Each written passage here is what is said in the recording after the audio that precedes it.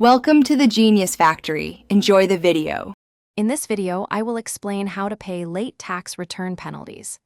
It's crucial to understand that a late payment penalty is assessed when you don't pay your taxes by the original due date, even if you filed an extension.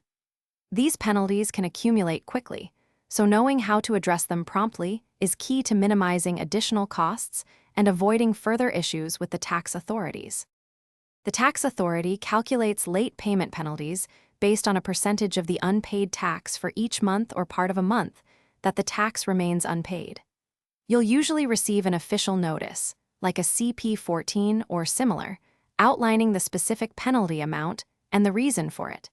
If you have a reasonable cause for the late payment, you might be eligible to request an abatement of the penalty.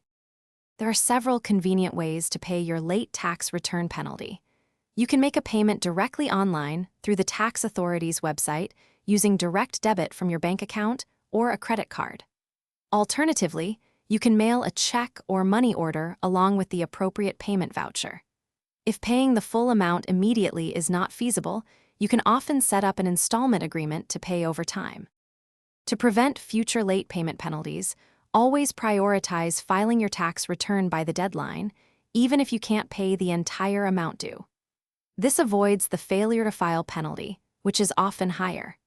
Also, consider making estimated tax payments throughout the year if you have income not subject to withholding, like self-employment income, to prevent underpayment penalties. Remember to check the description for a link to the Echo Dot smart speaker and other great deals to enhance your home. Thanks for watching. If you found this helpful, don't forget to like and subscribe.